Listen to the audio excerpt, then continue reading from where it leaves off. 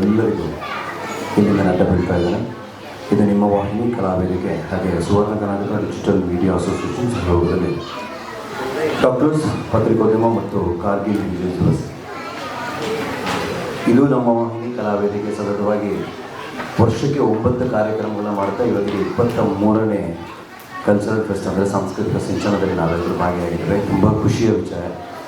ಯಾಕಂತ ಹೇಳಿದ್ರೆ ವರ್ಷಕ್ಕೆ 1 ಕಾರ್ಯಕ್ರಮ ಮಾಡೋದೇ ದೊಡ್ಡ ವಿಷಯ. ಅದರಲ್ಲಿ 9 ಕಾರ್ಯಕ್ರಮಗಳು ಮಾಡ್ತಾ ಇದ್ದಾರೆ ಅಂತ ಹೇಳಿದ್ರೆ ತುಂಬ ಖುಷಿಯ ವಿಚಾರ. ಕಿಶೋರ್, ಒಳ್ಳೆ ಕೆಲಸಗಳನ್ನ ಮಾಡ್ತಾ ಇದ್ದೀರಾ ನೀವು ನಿಮ್ಮ ತಂಡದಿಂದ ಇನ್ನಷ್ಟು ಕಾರ್ಯಕ್ರಮಗಳು ಬರಲಿ. ನಿಮ್ಮ ಇಂಥ ಒಂದು ಕಾರ್ಯಕ್ರಮಕ್ಕೋಸ್ಕರ ನಾನು ಮಂಗಳೂರಿಂದ ಇಲ್ಲಿ ತನಕ ಬಂದಿದ್ದೀನಿ. ಯಾಕೆಂದರೆ ಒಂದು ಒಳ್ಳೆಯ ಕಾರ್ಯಕ್ರಮ ಇದು. ನನ್ನ ಜೊತೆ ಕುಡಿಯೋದಕ್ಕೆ ನಂಗೆ ಖುಷಿ ಆಗ್ತಾ ಇದೆ.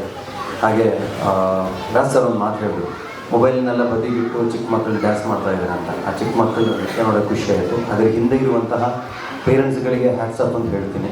ಯಾಕೆಂದರೆ ಹೇಳಿದ್ರೆ ಅವರ ಭವಿಷ್ಯವನ್ನು ಒಂದು ಪಾತಲ್ಲಿ ತಗೊಂಡು ಹೋಗುವಲ್ಲಿ ಬರೀ ಓದು ಮಾತಾಡದೆ ಎಕ್ಸ್ಟ್ರಾ ಕರಿಕ್ಯುಲರ್ ಆ್ಯಕ್ಟಿವಿಟೀಸಲ್ಲೂ ಅವ್ರನ್ನ ಜಾಯಿನ್ ಮಾಡಿಸಿ ಅವರಿಗೆ ಅವರಲ್ಲಿ ಏನು ಟ್ಯಾಲೆಂಟ್ ಇದೆ ಅದನ್ನು ಗುರುಸಿ ಸ್ಟೇಜ್ ವೇದಿಕೆಯನ್ನು ಕೊಡ್ತಾ ಇದ್ದಾರೆ. Thank you so much for that.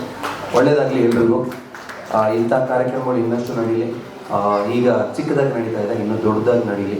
ನಿಮ್ಮೆಲ್ಲರ ಆಶೀರ್ವಾದ ಈ ಇಡೀ ತಂಡದ ಮೇಲೆ ಇರಲಿ. ಹಾಗೆ ನಾನು ನಂಬಿರುವಂಥ ಕೋಪರೇಟಿವ್ ಪಂಚಾಯತ್ ಹಾಗೆ ಗುಳಿಗನ ಆಶೀರ್ವಾದ ನಿಮ್ಮೆಲ್ಲರ ಮೇಲೆ ಇರ್ತದೆ ಅಂತ ಕೇಳ್ಕೊಳ್ತೇನೆ.